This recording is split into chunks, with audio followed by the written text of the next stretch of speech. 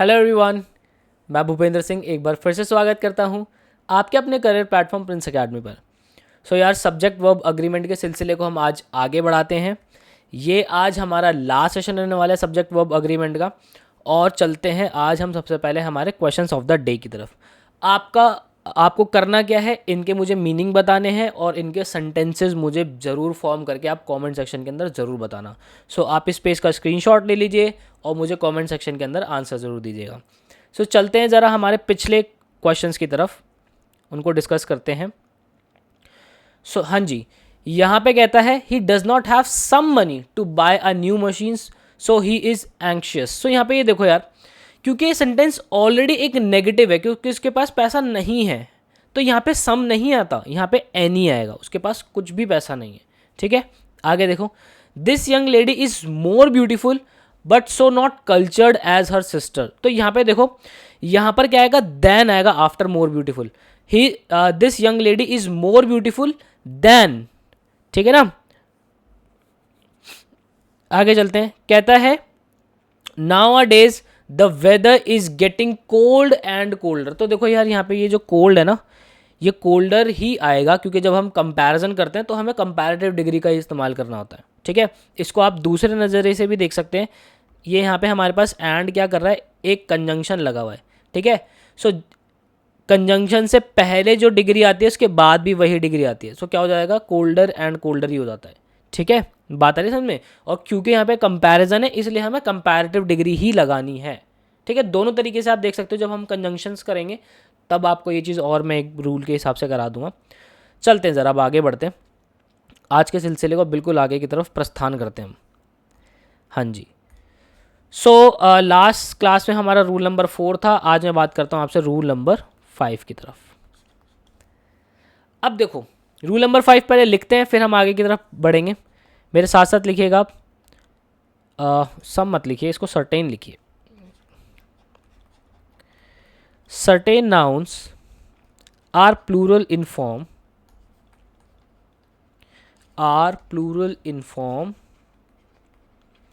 but singular in meaning,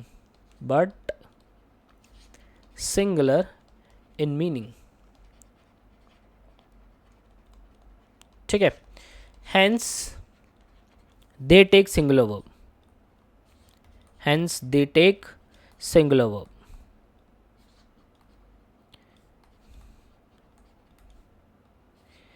देखो, कुछ nouns हमारे ऐसे होते हैं जो कि प्लूरल फॉर्म के अंदर होते हैं, बट वो मीन कैसा करते हैं, वो उनका मीनिंग सिंगुलर ही होता है। तो उसके लिए हमें क्या इस्तेमाल करनी होती है, सिंगुलर वर्ब का ही इस्तेमाल करते हैं। जैसे कि मैं आपको बताऊं, यहाँ पर अगर मैं कहूँ नेम ऑफ डिजीज, कुछ डिजीज़ के नाम ले लेता हूँ मैं। नेम ऑफ डिजीज, ठीक है। कौन कौन से डिजीज़ हो गए हमारी, मिसल्स, ठीक है। उसके बाद मम्प्स, उसके बाद रिकेट्स,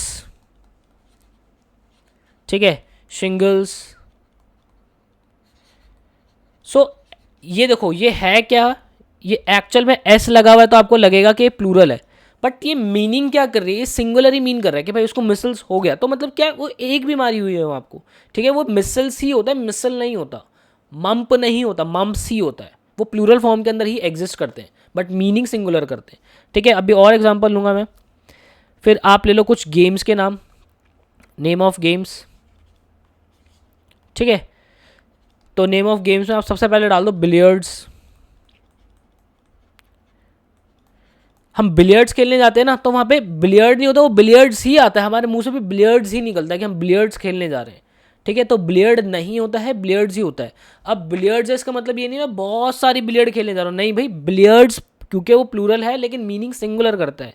ठीक है, उसके बाद आप ले लो डार्ट्स, ठीक है, ड्रॉट्स। ये सारी गेम कैसी हो गई, ये गेम्स हो गई जो कि प्लूरल दिखती हैं पर सिंगुलर मीनिंग करती है। और ले लो आगे कुछ कंट्रीज़ के नाम, नेम ऑफ कंट्रीज़, ठीक है। जैसे कि द यूनाइटेड स्टेट्स। अब आप मतलब यहाँ पे स्टेट्स देख के क्योंकि हम इसको रेगुलर यूज़ करते हैं तो हमारे दिमाग में है कि द यूनाइटेड स्टेट्स का मतलब यूएस ही है, सिंगुलर ही है, लेकिन यहाँ पे स्टेट्स देख के प्लूरल मीनिंग नहीं निकलता उसका, ठीक है, वो सिंगल कंट्री को शो कर रहा होता है, ठीक है। द वेस्ट इंडीज़ है ना, द वेस्ट इंडीज़। सो ये क्या हो गए, ये प्लूरल कंट्री जो है, मतलब नाम इनका ऐसा लगता है कि प्लूरल है बट सिंगुलर मीनिंग करते हैं। उसके बाद आप ले लो कुछ बुक्स के नाम भी, अगर मैं बोलूँ तो name of books. So name of books में जैसे कि आपने देखा होगा द अरेबियन नाइट्स, है ना, द अरेबियन नाइट्स। उसके बाद ले लो एक और अगर मुझे याद आए, हाँ, द मस्कीटर्स, द मस्कीटर्स, है ना। तो ये कैसी है, अब ये देखो, अगर बुक्स के तुम नाम देखोगे तो द अरेबियन नाइट्स, मस्कीटर्स, तो ये क्या है, ये प्लूरल तो है दिख रहे हैं हमें, लेकिन मीनिंग क्या करते हो, सिंगुलर, किसी सिंगुलर बुक का नाम करते हो, ठीक है ना। अब जैसे कि अगर मैं बात करूँ आपसे सब्जेक्ट्स की, name of subjects, name of subjects. So यहाँ पर क्या है, जैसे कि मैं कह रहा हूँ फिजिक्स, तो फिजिक नहीं होता, फिजिक्स होता है पूरा, है ना, फिजिक्स ही होता है। उसके बाद इकोनॉमिक्स, वो एक ही सब्जेक्ट होता है ना, इकोनॉमिक्स, ठीक है, लेकिन एस आ रहा तो उसका मतलब ये नहीं बहुत सारे इकोनॉमिक को बहुत सारा कलेक्ट किया हुआ, नहीं, ऐसा नहीं है, ठीक है। सिविक्स, ठीक है, स्टैटिस्टिक्स, एक सेकेंड,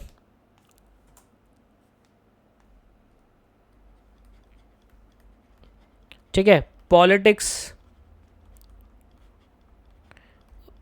उसके बाद आप कर लो लिंग्विस्टिक्स, हाँ जी। सो ये सारे क्या हो गए भाई, ये हमारे कुछ ऐसे सब्जेक्ट्स हो गए जो कि प्लूरल दिखते हैं पर सिंगुलर मीन करते हैं। अब अगर मैं इसका सेंटेंसेस लूँ, जैसे कि मैं कह देता हूँ आपको मैथमेटिक्स, अब एक मैथमेटिक्स भी होगा, ठीक है ना, मैथमेटिक्स इसमें ऐड कर लेना। मैथमेटिक्स आपको बताना इज़ या फिर आर, ठीक है, an interesting subject, an interesting subject. So यहाँ पर देखो, क्योंकि ये प्लूरल फॉर्म में एग्जिस्ट करते हैं लेकिन मीनिंग क्या करते हैं, सिंगुलर मीन करते हैं, तो उस हिसाब से ये वर्ब भी क्या लेंगे, वर्ब भी अपने साथ हमेशा सिंगुलर ही लेंगे, इस बात का ध्यान रखना। ये जितने भी मैंने आपको बताए ये अपने साथ वर्ब सिंगुलर ही लेंगे, ठीक है। यहाँ पे कुछ एक एक्सेप्शन है, एक्सेप्शन नहीं, वो एक नोट पॉइंट है, मैं आपको बताता हूँ अभी। सो यहाँ पर क्या हो जाएगा, यहाँ पर हो जाएगा mathematics is an interesting subject, ठीक है, बात आ रही समझ में। फिर आगे मैं कह रहा हूँ पॉलिटिक्स इज़ या फिर are not my cup of tea, not my cup of tea, ठीक है। तो यहाँ पे पॉलिटिक्स क्या हो जाएगा, क्योंकि ये हो जाएगा मेरा singular, politics is not my cup of tea, ठीक है जी, डन। मतलब कि जो पॉलिटिक्स जो सब्जेक्ट है वो मेरा मतलब मेरे बस की बात नहीं, कहते ना मेरे बस की बात नहीं, it is not my cup of tea, ठीक है। अब इसके अंदर एक नोट पॉइंट लिखना हमें बहुत ज़्यादा इंपॉर्टेंट। वो नोट पॉइंट क्या है, अगर स्टैटिस्टिक्स, स्टैटिस्टिक्स का मतलब मीनिंग अगर सेंटेंस के अंदर सेंस आ रहा है डेटा, ठीक है। अगर मैथमेटिक्स, मैथमेटिक्स का मतलब निकल रहा है कैलकुलेशंस, ठीक है। अगर पॉलिटिक्स, पॉलिटिक्स का मतलब निकल रहा है एक पॉलिटिकल थॉट, ठीक है ना, पॉलिटिकल थॉट,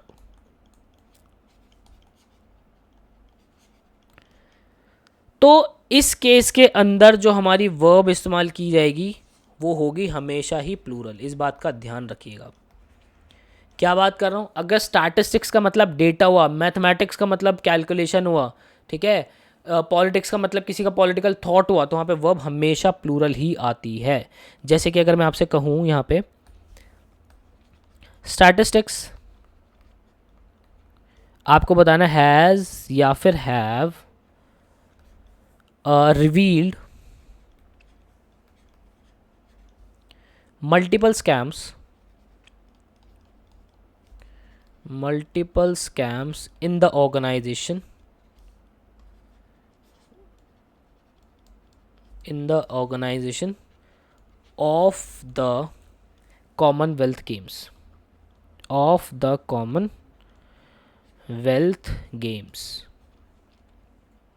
तो यहाँ पर देखो, अब यहाँ पे जो स्टैटिस्टिक्स है वो क्या बता रहा है, अब ऐसा ये सेंटेंस ये कहना चाह रहा है कि स्टैटिस्टिक्स ने कॉमनवेल्थ गेम्स में हुए जितने भी स्कैम्स है, बहुत सारे स्कैम्स को रिवील कर दिया है ना, उनके बारे में बता दिया। तो यहाँ पे स्टैटिस्टिक्स का क्या मतलब है, डेटा का मतलब है। तो यहाँ पे क्या आएगा, प्लूरल मेरी वर्ब आ जाएगी, स्टैटिस्टिक्स हैव रिवील्ड। बात आई समझ में, कोई दिक्कत इसके अंदर? आई होप आपको ये समझने में कोई भी दिक्कत नहीं होगी, बहुत ज़्यादा इंपॉर्टेंट रूल है ये वाला। ठीक है, चलते हैं ज़रा आगे की तरफ। रूल नंबर है हमारा अब 6। हाँ जी, सो रूल नंबर 6 क्या कहता है, collective noun always take singular verb. ठीक है, जितने भी मेरे कलेक्टिव नाउन होते हैं हमेशा क्या लेते हैं, सिंगुलर वर्ब लेते हैं। लेकिन इसके अंदर एक थोड़ा सा नोट पॉइंट लिखवाऊंगा, वो भी ध्यान रखना हमें। ठीक है, जैसे कि मैं कहता हूं आपसे, द हर्ड ऑफ काउज, आपको बताना इज या फिर आर। ठीक है, ग्रेजिंग इन द फील्ड, सो अब यहां पर क्या है, हर्ड ऑफ काउज का मतलब ये कलेक्टिव नाउन हो गया, तो वो क्या आएगा यहाँ पे, इज आएगा। The heard of cows is grazing in the field. ठीक है, मैं कहता हूं द कमेटी,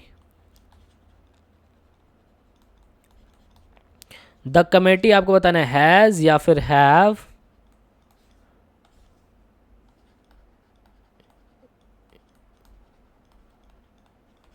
यूनानिमसली टेकन, और फिर उसके बाद इट्स डिसीजन। ठीक है, सो आपको बताना है कि यहाँ पर कमेटी के साथ क्या आएगा, कमेटी मेरा कलेक्टिव नाउन है, तो यहाँ पे क्या आ जाएगा, मेरा हैज़ आ जाएगा। ठीक है, बात आ रही समझ में। अब देखो यहाँ पे ना दो चीज़ें, आप यहाँ पे हैज़ दो तरीके से पता लगा सकते थे। यहाँ पे इट्स क्या बताता है, इट्स हम लगाते हैं सिंगुलर चीज़ों के लिए। ठीक है, तो यहाँ पे मेरा क्या आ जाएगा, सिंगुलर वर्ब आ जाएगा। लेकिन अब एक नोट पॉइंट लिखना है आपको उसी के अंदर, बहुत ज़्यादा इंपॉर्टेंट है ये note point. If there is a division, among the members of the collective noun of the यहाँ पे मैं CL नाउन लिख रहा हूँ। ठीक है, कलेक्टिव नाउन को CL नाउन, और we talk about their members of the collective noun, तो यहाँ पर क्या आएगा, हमेशा प्लूरल वर्ब ही आएगी। ठीक है, प्लूरल वर्ब इज यूज्ड।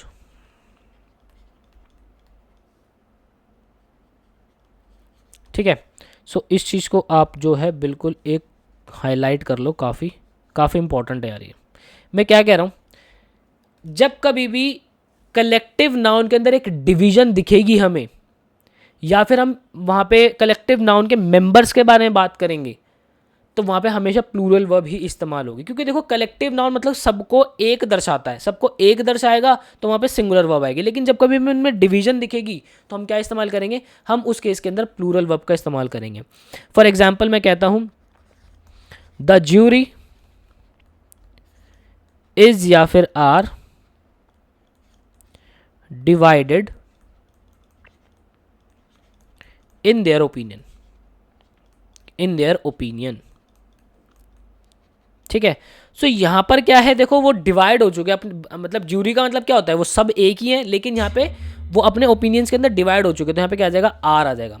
अब देखो यहाँ पर भी अगर इस वाले सेंटेंस के अंदर the committee has unanimously taken, अगर यहाँ पे ये होता ना देयर डिसीजन, तो मतलब मुझे यहाँ पे पता चलता है कि देयर तो लगता है कि बहुत सारे लोगों के लिए है ना, तो यहाँ पर क्या हो जाएगा, फिर उस हिसाब से मैं यहाँ पे हैव का इस्तेमाल करता हूँ। तो इस तरीके से भी आप पता लगा सकते हो, जैसे कि यहाँ पे देयर लगाता तो क्या लग जाएगा हमारा, आर लग जाएगा। ठीक है, मैं कहता हूं द ऑडियंस हैज या फिर हैव, फिर आगे हो जाएगा taken their seats, their seats, तो यहाँ पे क्या हो जाएगा मेरा, हैव हो जाएगा। ठीक है, बात आ रही है समझ में, कोई दिक्कत इसके अंदर, आई होप आपको इसके अंदर कोई भी तकलीफ नहीं होगी। ठीक है ना, चलते हैं हम ज़रा आगे रूल नंबर 10 की तरफ। रूल नंबर 10 क्या कहता है, जो भी हमारे प्लूरल नंबर्स होंगे, प्लूरल नंबर्स होंगे हमारे, वो हमेशा अपने साथ क्या लेंगे, प्लूरल वर्ब ही लेंगे। बात आ रही है समझ में। फॉर एग्जाम्पल मैं कह देता हूं आपको, 100 बॉयज आपको बताना इज या फिर आर इन माई क्लास। ठीक है, सो यहाँ पर क्या हो गया, प्लूरल नंबर हो गया 100 बॉयज, है ना, तो यहाँ पे मेरा क्या आ जाएगा, आर आ जाएगा, 100 boys are in my class. ठीक है, अब इसके अंदर भी एक नोट पॉइंट लिखना है। वो नोट पॉइंट क्या है कि जब कभी भी प्लूरल नाउन से पहले एक कार्डिनल नंबर आ जाएगा, आप लिख लो इसको, मैं लिखवा देता हूँ। If plural noun is used, if plural noun is used after cardinal adjectives, after cardinal adjectives, cardinal numbers हमारे कौन से होते हैं, 1 2 3 वाले वो, ठीक है ना। And if plural noun denotes certain amount, ठीक है, वेट, हाइट और पीरियड, तो उस केस के अंदर सिंगुलर वर्ब इस्तेमाल होगी, सिंगुलर वर्ब। इस बात का बिल्कुल ध्यान रखना आप हमेशा, मैं क्या बात कर रहा हूं इसको बहुत अच्छे से समझना। प्लूरल नाउन के बाद एक कार्डिनल नंबर आ जाए, ठीक है, I am so sorry, plural noun से पहले एक कार्डिनल नंबर आ जाए, मतलब कि कार्डिनल नंबर के बाद एक प्लूरल नाउन आ जाए, और वो जो है एक सर्टेन, मतलब एक डेफिनेट अमाउंट को, वेट को, हाइट को, पीरियड को अगर दर्शाएंगे, तो वहां पर मेरा क्या आएगा, सिंगुलर वर्ब ही आएगी। जैसे कि मैं कहता हूं यहाँ पे 100 रुपीज आपको बताना इज या फिर आर इन माई पॉकेट। तो यार यहाँ पे देखो 100 रुपीज़ है, यहाँ पर क्या हो गया, ये देखो, ये मेरा प्लूरल नाउन हो गया और ये मेरा क्या होगा, कार्डिनल नंबर हो गया। लेकिन ये क्या दर्शा रहे हैं, ये एक डेफिनेट अमाउंट को दर्शा रहे हैं ना, कि 100 रुपीज़ एक डेफिनेट अमाउंट मेरी जेब में है, तो यहाँ पे क्या आ जाएगा, इज आ जाएगा, 100 rupees is in my pocket. ठीक है, एक और सेंटेंस लेता हूँ, मैं कहता हूँ 10 माइल्स आप फिर बताना इज या फिर are a long distance to cover on foot, ठीक है ना। सो यहाँ पर अब देखो, ये क्या हो गया, मेरा प्लूरल नाउन हो गया माइल्स, उससे पहले क्या आ गया, कार्डिनल नंबर आ गया। लेकिन ये क्या दर्शा रहे हैं, एक दूरी को, डेफिनेट दूरी को दर्शा रहे हैं कि 10 miles dash a long distance to cover on foot, तो यहाँ पे क्या हो जाएगा, इज का इस्तेमाल हो जाएगा, 10 miles is a long distance to cover on foot. Done, कोई दिक्कत इसके अंदर, आई होप आपको ये चीज़ समझ में आ रही होगी। ठीक है ना, आगे चलते रूल नंबर 11 की तरफ। रूल नंबर 11 कहता है कि हम जब कभी भी अ नंबर ऑफ, ठीक है, अ लार्ज नंबर ऑफ, ठीक है, या फिर अ ग्रेट नंबर ऑफ, ठीक है, ये सब आती हैं, तो अपने साथ हमेशा क्या लेती है, वर्ब कैरी करती हैं प्लूरल। वर्ब हमेशा यहाँ पे क्या आएगी, प्लूरल ही आएगी। ठीक है, जैसे कि मैं कहता हूँ अ नंबर ऑफ ऐसे ले लो, students, a number of students आपको बताना है वॉज या फिर वर प्रेजेंट। ठीक है, सो यहाँ पर क्या हो जाएगा, ये मेरा आ जाएगा यहाँ पे were, a number of students were present. ठीक है ना, मतलब कि बहुत सारे बच्चे मेरी क्लास में प्रेजेंट थे, मतलब एक सर्टेन अमाउंट को बता रहे हैं। ठीक है ना, सॉरी सर्टेन अमाउंट को नहीं, अ नंबर ऑफ स्टूडेंट्स, कुछ स्टूडेंट्स हैं। ठीक है, तो यहाँ पे हमेशा क्या लेता है, प्लूरल वर्ब लेता है। ठीक है, लेकिन इसके अंदर एक क्या है, एक है इसके अंदर नोट पॉइंट, वो नोट पॉइंट लिख लो। द नंबर ऑफ मतलब कि यहाँ पे ये जो दा लग गया, पहले क्या था, a number of, a large number of, a great number of, लेकिन अब क्या है, the number of. The number of क्या डिनोट करता है, इसको लिख लो पहले, the number of denotes the number of plural countable noun, number of plural countable noun, plural countable noun. So ये क्या लेता है अपने साथ, ये लेता है अपने साथ सिंगुलर वर्ब, सिंगुलर वर्ब। ठीक है, सो यहाँ पर मेरा क्या हो जाएगा, ये हो जाएगा द नंबर ऑफ बॉयज, आपको बताना इज या फिर are, the number of boys is या सॉरी या फिर आर 50। ठीक है ना, तो आपका क्या आ जाएगा, इज आ जाएगा। ठीक है ना, बात आ रही समझ में। सो देखो, a number of, a large number of, a great number of, plural verb, जहाँ कहीं भी द नंबर ऑफ आ जाए, सिंगुलर वर्ब। ठीक है, कोई दिक्कत इसके अंदर, कोई तकलीफ आई होप आपको नहीं होगी। ठीक है, सेकंड रूल नंबर, अच्छा एक सेकंड, ये क्या कर दिया मैंने, रूल नंबर 6 था, फिर रूल नंबर यहाँ पे 7 होगा। ठीक है, रूल नंबर 7 और फिर ये हो जाएगा मेरा रूल नंबर 8। अब आते हैं हम रूल नंबर 9 की तरफ। रूल नंबर 9 क्या कहता है भाई हमारा, कि इसको ऐसे लिख लो आप, अमाउंट ऑफ, जब कभी भी आपको उसे मिल जाए, अमाउंट ऑफ, क्वांटिटी ऑफ, ठीक है, क्वांटिटी ऑफ, तो ये क्या लेते हैं अपने साथ, ये लेते हैं अपने साथ वर्ब हमेशा सिंगुलर। इस बात का ध्यान रखना है आपको।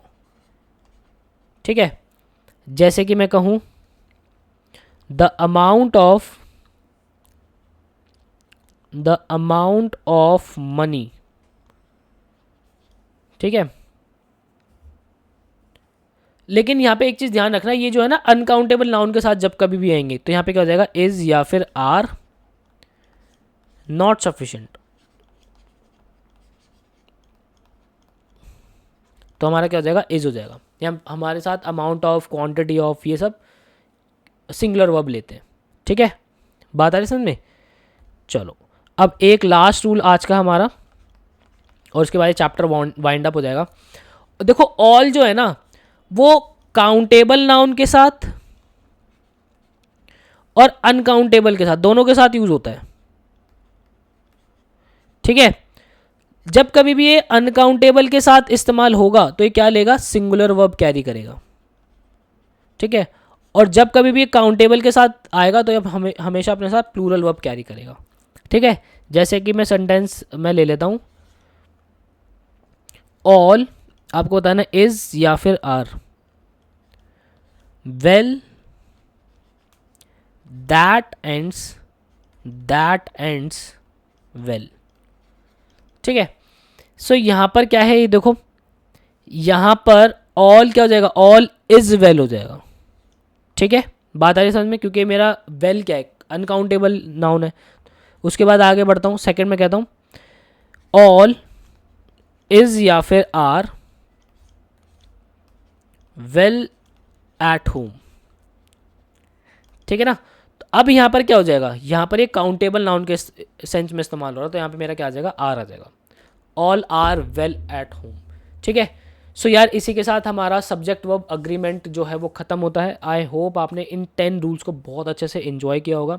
और यार आपने अभी तक अगर चैनल को सब्सक्राइब नहीं किया है तो चैनल को सब्सक्राइब कर लीजिए, साथ ही साथ बेल आइकॉन प्रेस ज़रूर कर देना, ताकि हम ऐसी ही वीडियोज़ आपके लिए जो बना रहे हैं उसकी नोटिफिकेशन आप मिस ना कर दें। ठीक है, और अपना होमवर्क प्लीज़ ऑन टाइम कीजिए, ताकि मुझे पता चलता रहे कि कितने बच्चे हमारे साथ रेगुलर हैं और कितने बच्चे जो हैं बिल्कुल ऑन टाइम वीडियोस देखते हैं। सो मिलता हूँ यार आपके साथ नेक्स्ट सेशन के अंदर। मुझे दीजिए इजाज़त, till then bye, take care.